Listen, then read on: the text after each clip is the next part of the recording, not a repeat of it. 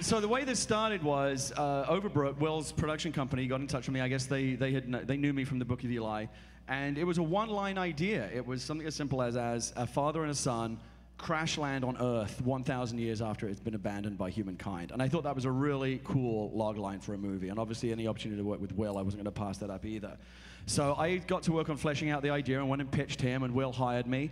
I kind of became employee #1 on the movie, which is very cool. And the way this all started, I learned, was that Will and his brother-in-law, Caleb, who's here today, who's head of creative at Overbrook, was sitting around watching one of those I Shouldn't Be Alive type TV shows. I don't know if you've seen these shows, but it's like survivors of car wrecks and train accidents and mountaineering disasters, talking about how they survive those experiences and how those experiences change them. And what I discovered that was really interesting is when they first cooked this idea for a movie up, it wasn't a sci-fi movie at all. Will wanted to do a very simple movie about a father and a son who crashed their car while they were driving in the mountains somewhere in a remote region, and the son had to go get rescued for the father. And what I loved about that was that I feel really strongly that even when you're doing a big sci-fi movie like this, the movie has to work on a human emotional level first. You cannot rely on just the trappings of the science fiction premise or the high concept gimmick. It has to be a human emotional story that stands on its own. And they had that. They had a story about a father and son crashed in the mountains, and it was only subsequently that Will came up with the idea of putting this 1,000 years into the future. So the budget went up a little bit.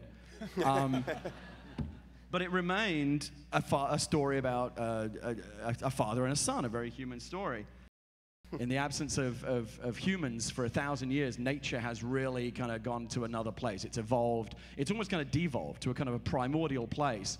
Whereas they said in the little reel there, it's really become the most hostile place for humans in the universe. The idea being that we were evicted by nature 1,000 years ago because we were just no longer welcome there. We were kind of messing up the planet with everything we were doing, and Earth said, enough, leave, you gotta go.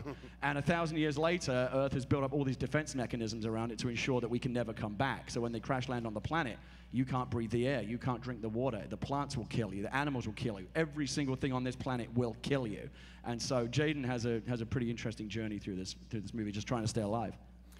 At the beginning of the movie, we see Jaden is kind of going through his training at the Ranger Military Academy, and part of that training is he has to pass an oral exam on the history of his people in the last 1,000 years. And so as he's kind of answering questions about the history of his people and the exodus from Earth, we're also educating the audience about everything that happened.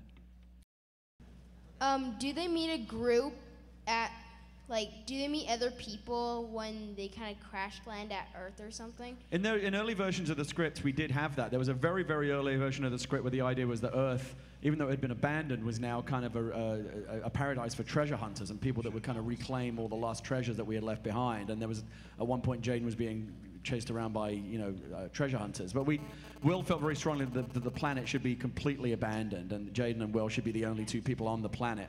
And so that's what we stuck with, although I don't want to talk too much, I don't want to give too much away, but that new weapon that the Skrull come up with, through the magic of screenwriting, somehow ends up on the planet with Will and Jaden ends up having to, as well as the plants and the air and all the animals, the evolved creatures of the earth that are constantly trying to kill him. There's one additional threat that's kind of hunting him through the whole movie, which is basically this creature that is genetically designed to do nothing but hunt and kill humans.